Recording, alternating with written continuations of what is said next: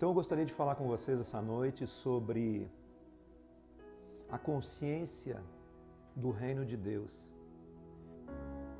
O meu ministério é um ministério de formação de consciência do reino.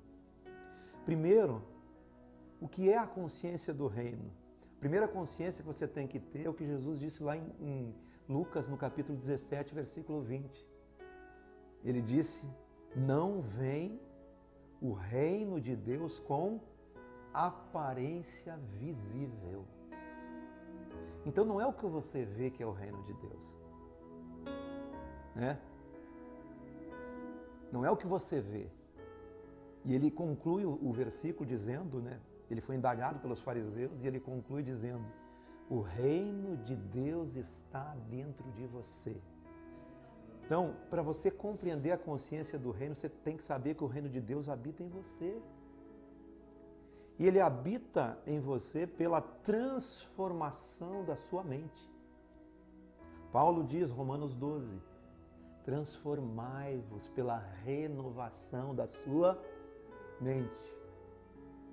Porque você só experimenta novidade de vida, novidade de mente, novidade de consciência quando a sua mente é transformada. E a tua mente não é transformada por um processo de lavagem cerebral, que muitas igrejas e instituições religiosas ou religiões fazem. A transformação da nossa mente ela não se dá por uma lavagem cerebral. Ela não se dá por você pegar uma receita e seguir passo a passo, como muitos de nós já fizeram. Eu, principalmente, mais que quase todos vocês. Tivemos a cartilha, faça assim que vai dar certo. Primeiro eu quero dizer para vocês que o reino de Deus não é você fazer algo para dar certo. O reino de Deus você tem que ter uma experiência. A experiência no reino de Deus é uma experiência dentro do seu espírito. O novo nascimento é uma mudança de mente. Quando Jesus estava com Nicodemos, o que ele disse para Nicodemos?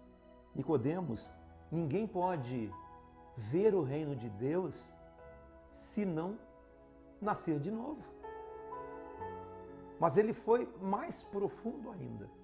Ninguém pode entrar no reino de Deus se não nascer da água e do Espírito. O nascimento do Espírito é o nascimento principal, que é o nascimento de uma nova consciência.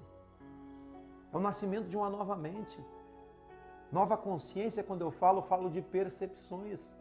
Você precisa ter percepções da vida e da existência a partir de um ponto. A maioria de nós temos percepções da vida e da existência a partir das cartilhas que nós recebemos, das doutrinações que nós recebemos e muitas coisas que foram prejudiciais a nós mesmos. Por isso que eu digo para vocês, a transformação da mente passa por uma experiência com o Espírito Santo de Deus. Uma experiência com o Espírito de Cristo. O que Paulo disse ali em 1 Coríntios capítulo 6, versículo 17, ele diz assim, que aquele que se une ao Senhor é um Espírito com Ele. Ele se conectou. E ninguém pode ser desconectado pela ação de uma outra pessoa. Você não se desconecta de nada. Até porque, irmãos, o véu do templo rasgou-se de alto a baixo e foi feito um novo e vivo caminho na carne de Jesus. Então não existe um mediador entre Deus e os homens, existe só um mediador, que é Cristo. Mas quando eu digo Cristo, é o Cristo, claro que é o Cristo crucificado há mais de 2000 anos, mas é muito mais que isso. Porque aquele Cristo crucificado é o Deus encarnado na existência. Porque a Escritura diz que o Cordeiro de Deus foi imolado, foi sacrificado antes da fundação do mundo. Você compreende que é muito mais além? A nossa remissão, ela é antes da eternidade. Quando Cristo veio, Ele cumpriu a Escritura, E o Deus encarnou-se, a palavra de Deus, como diz João capítulo 1. O Verbo se fez carne e habitou entre nós, cheio de graça e de verdade. E nós vimos, nós apalpamos o Verbo da vida. E nós vimos a sua glória. Nós vimos a sua essência. Nós vimos a dinâmica daquilo que ele encarnou. Então você só pode ter uma experiência com Deus olhando tudo a partir de Cristo. Olhando tudo a partir de Jesus. Não dá para interpretar nada, nem da Bíblia. Se você não interpretar a Bíblia a partir de Jesus, você vai cair em todos os erros e heresias possíveis que estão sendo ditas por aí em qualquer lugar. A Bíblia se torna a mãe das heresias se não for olhada e interpretada a partir de Jesus, a partir do Espírito de Jesus. O Espírito de Jesus é o que personifica, é o que dá a identificação ao que Deus é. Então, quando você olha para Jesus, lendo o Evangelho, Mateus, Marcos, Lucas e João, você tem a noção exata de quem Jesus foi. Você tem a noção exata do caráter de Jesus. E Jesus certa vez disse: quem vê a mim, vê o Pai. Você quer conhecer a Deus? Para quem você tem que olhar? Para Jesus, porque você não conhece a Deus. A Bíblia diz que Deus habita em glória e luz inacessíveis. E ninguém jamais viu a Deus. Mas foi o Filho do Homem quem o revelou. Você quer conhecer a Deus? Olhe para Jesus. Você quer ter uma vida em abundância? Tenha a experiência da vida de Jesus em você. A percepção da vida a partir do que Jesus viveu e foi. É sempre algo que eu gosto de dizer, que é algo que está presente em quase todas as minhas ministrações. Aquilo que Jesus viveu e foi, o que ele significa, o que ele representa, é o que eu preciso viver e ser, e acabou. Tudo tem que ser interpretado a partir do Espírito de Cristo. Um exemplo disso, isso fica claro quando Jesus mandou 2 discípulos preparar um lugar para ele pousar quando ele estava indo para Jerusalém.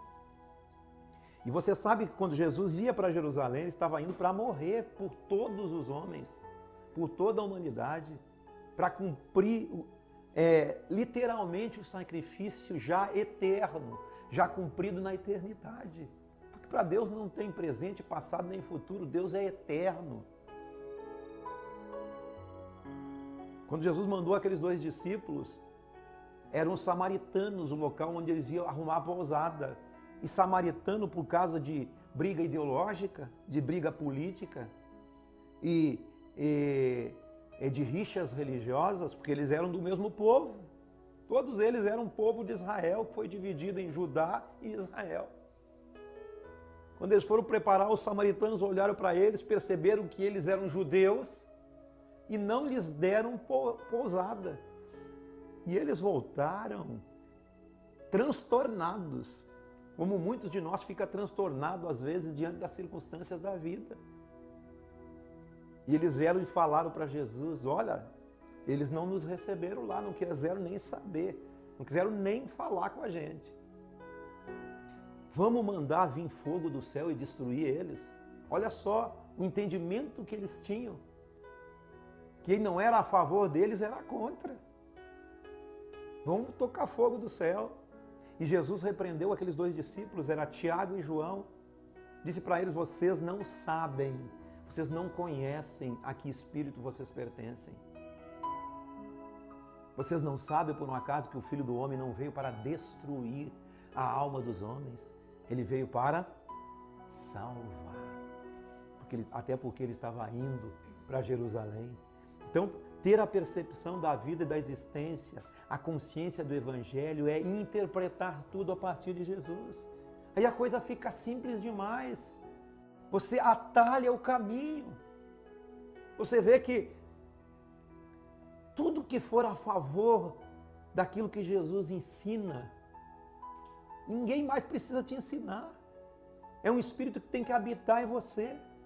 Por causa do processo da vida em Deus, o processo da percepção do Evangelho, o processo da percepção do Espírito de Cristo. Lembra o exemplo que eu citei agora, dos discípulos? De você não mandar tocar fogo do céu na vida de alguém que é contrário a você. Você entende?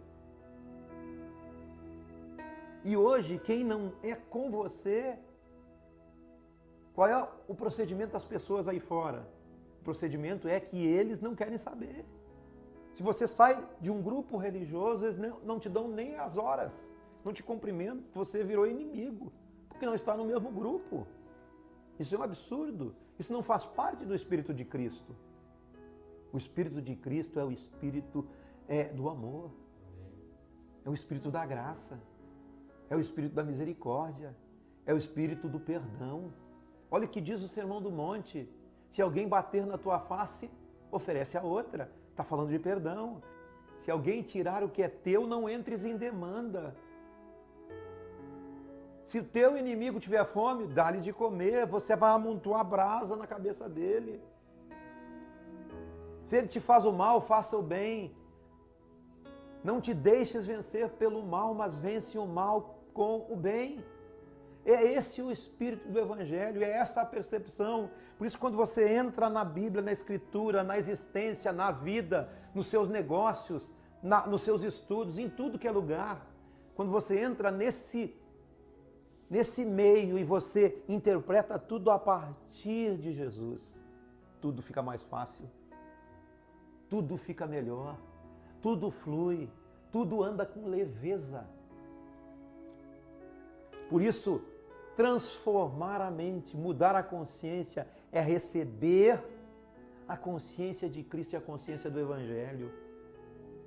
Jesus dizendo para Nicodemos: Nicodemos, o vento sopra aonde quer. E o vento de Deus, o Espírito de Deus, o Espírito de Cristo está soprando em você, onde quer. E o que ele diz mais? Você ouve a sua voz.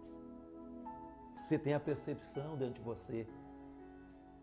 Você não sabe de onde vem e nem para onde vai. E ele diz que assim é todo aquele que é nascido de Deus.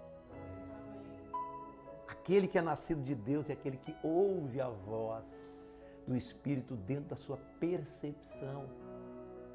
Não precisa o acesso do Gustavo, não precisa o acesso do pastor fulano. É as convicções de Deus dentro do seu espírito. Esse é o Evangelho de consciência. O Evangelho é um espírito. O Evangelho é a boa nova. Não é isso? O Evangelho é uma pessoa chamada Jesus. Paulo diz: o Evangelho é o poder de Deus para a transformação daquele que crê. E o que ele dizia se ele não tinha o Novo Testamento? O Novo Testamento são contemporâneos a nós, né? Os escritos foram achados no Mar Morto, não tem muito tempo. Já tinha algumas interpretações, já tinha alguns pergaminhos, acharam outros no Mar Morto. Não foi isso? Mas o que Paulo tinha na mão quando ele disse que o Evangelho é o poder? Paulo teve a revelação de Jesus com Jesus. Durante 3 anos, Paulo teve a revelação de Jesus com Jesus, porque ele não conviveu fisicamente com Jesus, mas conviveu com o Espírito de Jesus, com a presença de Jesus ministrando ele. E quando ele disse isso, ele falou a respeito do próprio Cristo, o Evangelho de Jesus. O Espírito de Jesus é o poder que transforma. Ninguém muda entrando numa igreja. Ninguém muda aceitando uma cartilha. Você muda tendo experiência dentro do seu espírito com Deus. Porque aí é uma experiência real dentro de você. Isso é uma experiência real em você. E eu não estou dizendo que é errado pertencer a um grupo. Não é errado pertencer a uma igreja, capaz. Você tem que ter a percepção de que o reino de Deus é o reino do Espírito. O reino de Deus está dentro em vós. É dentro em vós. A conexão é de Espírito. Porque Deus é Espírito e importa que os verdadeiros adoradores o adorem aonde? Na condição espiritual, no Espírito. É dentro do Espírito, conexão direta com Ele. Deus dando as direções. Eu posso dar conselhos para vocês, eu posso ensinar vocês, mas as direções têm que estar nas convicções do seu espírito, a partir da percepção do Evangelho, a partir da imagem que Jesus representa em você. Fora isso, nós todos vamos errar. Você entende? O Evangelho é o despertar de uma consciência viva dentro de você. Amém? Vocês creram nisso? Vocês creem nisso? Sejam abençoados então. Tenha percepções. Eu posso ser um exemplo para vocês até um limite. Eu sou limitado, você é limitado, nós somos limitados, mas Jesus é ilimitado em falar com você, em transformar sua mente. Como diz Paulo, né? Até que todos cheguemos à unidade da fé, a varão perfeito e a perfeita estatura de Cristo. É isso. Isso é Evangelho. Transformai-vos pela renovação da vossa mente, para que você experimente a boa, a agradável e a perfeita vontade de Deus em Cristo Jesus para a sua vida. Amém? Glória a Jesus. Pai, nós te louvamos pela tua palavra, pela tua vida em nós. Obrigado, Senhor, pela presença dos irmãos. Obrigado, Senhor, porque a nossa mente, ela pode ser esclarecida pelo poder do teu Espírito, Senhor. Obrigado, Senhor, que é tu e o Espírito que fazem a obra, Pai. O Espírito Santo nos ensinaria todas as coisas, Ele nos guiaria a toda a verdade, porque não falaria de si mesmo, mas falaria de tudo quanto ouviu a respeito de mim e de cada um dos irmãos espalhados por essa terra, Pai. Em nome de Jesus. Amém? Amém?